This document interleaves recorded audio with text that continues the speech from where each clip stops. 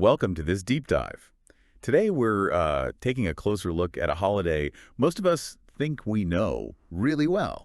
Independence Day in the United States. Yeah, we've got some fascinating sources here, mostly from Wikipedia to really unpack the history. The traditions, even some, surprising facts you might not know. Our mission really is to go beyond the usual stuff, the fireworks and barbecues for you, the listener, Right. and really get into the historical bedrock of this federal holiday. We'll look at what happened, sure, but also how the celebration itself has changed over time. And maybe debunk a few myths along the way. Exactly, and explore some pretty unique global connections too. Prepare to maybe see the 4th of July just a little bit differently. Okay, so let's jump right in. Independence Day, July 4th.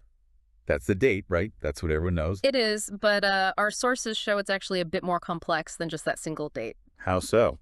Well, what's really interesting is that while we celebrate the ratification of the Declaration of Independence on July 4th, 1776, the actual legal break, the separation of the 13 colonies from Great Britain, that happened 2 days earlier. 2 days, so July 2nd. July 2nd. That's when the Second Continental Congress actually voted for independence. Wow. Okay, so John Adams, he was one of the founding fathers. Right. He was so sure July 2nd was the day, he wrote to his wife Abigail about it on the 3rd. He did. He called it the most memorable epoch in the history of America. He really thought it would be the great anniversary festival. So why the 4th then? Why did his prediction miss by 2 days? It really boils down to publicity. Americans started celebrating on July 4th almost immediately Why? because that was the date printed right there on the Declaration of Independence, the document that everyone saw that got publicized. Okay, so not the date of the actual vote, which happened behind closed doors. Exactly. It shows how, a powerful symbol, a public document can shape memory more than the precise legislative timeline. And speaking of shaping memory, Uh-huh. there's another common belief about July 4th, isn't there? About the signing itself. Oh, definitely. That famous image of everyone signing on the 4th. Yeah, the big ceremony. Well, historians pretty much agree that's not how it happened. Most think the Declaration was actually signed almost a month after its adoption. A month. So like August. August 2nd, 1776 is the date most historians point to, even though Jefferson, Adams, and Franklin later wrote they had signed it on the 4th. Huh. So the story gets even more layered. It really does. History's often messier than the neat versions we remember. Okay, this next bit is genuinely wild. The presidential coincidences. Tell us about Adams and Jefferson. Right, this is uncanny. Thomas Jefferson and John Adams.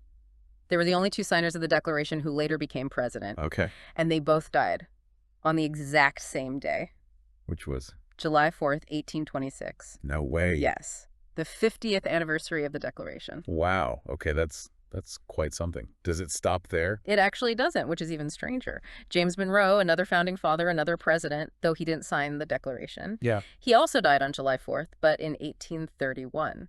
That's incredible. And then there's the only president born on Independence Day, Calvin Coolidge, July 4th, 1872. It's like the date itself has this magnetic pull in American history. It really feels that way, doesn't it? These connections just deepen the day's sort of mythic quality. So we have these contested dates, these amazing coincidences.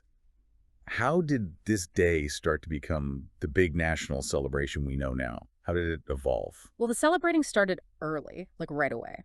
In 1777, just a year later, you already saw things like 13 gun salutes. Where was this? Bristol, Rhode Island, for one. And Philadelphia had a celebration that sounds really familiar, actually. Like what? An official dinner for Congress, toasts, more 13 gun salutes, speeches, prayers, music, parades, troop reviews, and fireworks. Fireworks right from the start. Yep. And ships in the harbor decked out in red, white, and blue. This is all there pretty early on. Even during the Revolutionary War itself. Absolutely. In 1778, George Washington marked July 4th. He gave his soldiers a double ration of rum and ordered an artillery salute. A little morale boost. You bet. And even across the Atlantic, John Adams and Ben Franklin held a dinner in Paris for other Americans. So the importance was felt immediately, even overseas. What about practical things, like if it fell on a weekend? They figured that out quickly, too. In 1779, for instance, the 4th was a Sunday. So they celebrated? On Monday, the 5th. Shows it was already embedding itself into the social calendar. Did states recognize it formally? Massachusetts was the first. In 1781, their legislature made July 4th an official state celebration. And the very first public event. Where does that claim come from? Salem, North Carolina claims that distinction. 1783, they held an event with the music program called the Psalm of Joy. So it grew organically, state by state, town by town. But when did the federal government make it official? That took quite a bit longer. It wasn't until 1870 that Congress made Independence Day a holiday for federal employees. 1870. Wow. And get this, it was initially an unpaid holiday. Unpaid. Seriously. Yeah. It took until 1938 for Congress to change it to a paid federal holiday.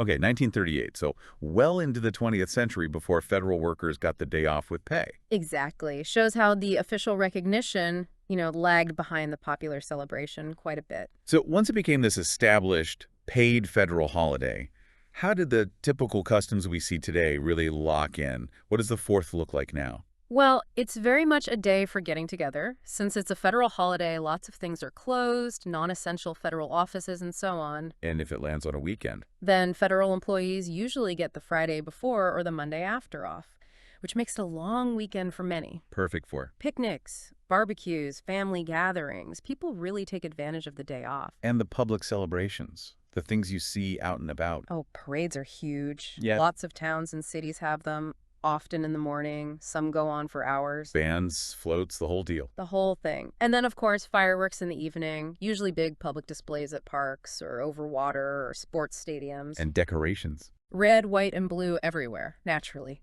Lots of homes and businesses put out American flags, often the small ones. Now, you mentioned fireworks, but our sources talked about something else. Bonfires, like huge ones. Tell us about that. Ah, yes. This is fascinating. The night before the 4th used to be a really big deal, very boisterous. How so? Bonfires were central, especially in New England. Towns would actually compete to build the tallest bonfire. Compete? What were they made of? Pyramids of barrels and casks. They'd light them at nightfall on July 3rd to kick off the celebration. How tall are we talking? Some reports, particularly from Salem, Massachusetts, mention pyramids with 40 tiers of barrels. Imagine that, among the tallest bonfires ever recorded, apparently. 40 tiers. That's massive. Does that still happen? It's much less common now, obviously, but yeah, the tradition apparently hangs on in a few northeastern towns, a sort of echo of those earlier, maybe rowdier celebrations. That's incredible. Okay, so besides the visual spectacle, what about the sound, the music of the 4th? Music is absolutely key. Fireworks displays are almost always synced to patriotic songs. Like? The Star-Spangled Banner, of course. God Bless America, America the Beautiful. In some southern states, you might hear Dixie or sometimes Lift Every Voice and Sing. And the fireworks themselves, people can buy their own, right? They can. Yeah, they're widely sold for personal use. But there are caveats. Safety concerns. Big time. Many states ban certain types or limit them. And sometimes local conditions force cancellations even of the big public shows. Like dry weather. Exactly. Fire risk is a major factor. Even things like, believe it or not, global supply chain issues have occasionally impacted fireworks availability. Traditions adapt to reality. Is there a specific military tradition tied to the day? Yes, there is. It's called the Salute to the Union. What does that involve? At noon on Independence Day, any military base that's capable fires a salute. One gun fired for each state in the United States. A very symbolic gesture. A powerful auditory reminder of the scale of the nation. So if you want the biggest bang, literally, where do the major fireworks displays happen? Well, New York City's Macy's display is generally considered the largest in the country. How big are we talking? Back in 2009, for example, they apparently used over 22 tons of pyrotechnics. Usually happens over the East River. 22 tons, okay. Where else? Other huge shows are in Seattle, San Diego, Boston. Boston's is famous, right? With the orchestra. That's the one. The Boston Pops play a concert, often including Tchaikovsky's 1812 Overture, and they traditionally fire real cannons during it, synced with the fireworks. Wow. Okay, where else? Philadelphia, naturally. San Francisco, and of course Washington, D.C. on the National Mall. It's like the Capitol 4th event. That's it, a Capitol 4th. Big concert, huge crowds, often over 500,000 people. It's not just the giant cities, though. Some smaller places are famous for their 4th celebrations, too. Absolutely. Bristol, Rhode Island, which we mentioned earlier for its early salutes. They claim the oldest continuous Independence Day celebration in the U.S., going all the way back to 1785. That's incredible continuity. And then there's Seward, Nebraska, tiny town, normally about 6,000 people. Okay. On July 4th, it swells to over 40,000 visitors for its celebration. Congress even designated it America's official 4th of July city small town USA back in '79. 40,000 people in a town of 6,000. Quite the party. And thinking internationally for a moment. Windsor, Detroit won. Right. The International Freedom Festival. They host one of the largest fireworks displays over the Detroit River. It celebrates both Independence Day and Canada Day. A joint celebration. That's interesting. Yeah, and it highlights how busy this time is for travel, too. This week is typically one of the peak travel periods in the U.S. That international festival is actually a great link. Yeah. Because the 4th, while obviously deeply American, does have some surprising connections beyond U.S. borders. It really does. For example, the Philippines, they celebrate July 4th as their Republic Day. Republic Day.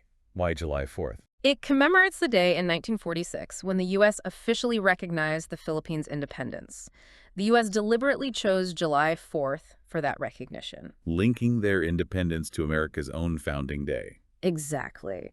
Though the Philippines later changed their main Independence Day celebration to a different date, July 4th remains Republic Day there.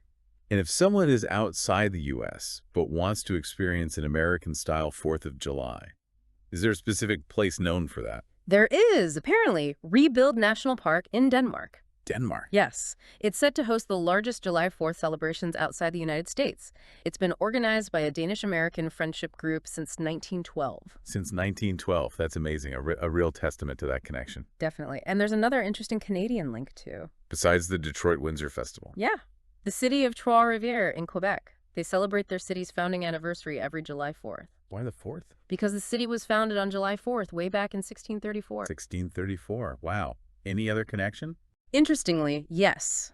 It was also the site of the last battle of the American Revolutionary War fought on Quebec's soil. That was in June 1776, part of that failed invasion of Quebec by the Continental Army. So layers of history there, founding date, and a Revolutionary War connection. Shared history, sometimes complex history. And finally, one more nod from across the Atlantic. Something musical. A really nice one. Gloucester Cathedral in England. Okay. That's the birthplace of John Stafford Smith. He composed the tune, the music, for the Star-Spangled Banner. Ah, the tune came from England. It did. And in 2019 and 2020, on July 4th, the cathedral rang its bells playing the American anthem to commemorate that link. That's quite a gesture. A beautiful acknowledgement, really. Wow. Okay, what a deep dive this has been. Yeah. From, the questions around the actual dates of independence and signing, to those unbelievable presidential coincidences, the evolution from barrel bonfires to massive fireworks shows. Right. And even these surprising global echoes in places like Denmark and the Philippines. It's clear this holiday is just packed with history and meaning. It really is. What's so fascinating, I think, is seeing how one specific moment in history can ripple outwards like this, Yeah. creating traditions that change but also endure, and even finding recognition in corners of the world you might not expect. It really raises a question for you, the listener. How does knowing about these historical layers, the different dates, the global links, maybe change how you think about a day you thought was pretty straightforward? That's a great point. And maybe it makes you wonder what other hidden histories, what details hiding in plain sight might be waiting to be discovered in the other holidays you celebrate.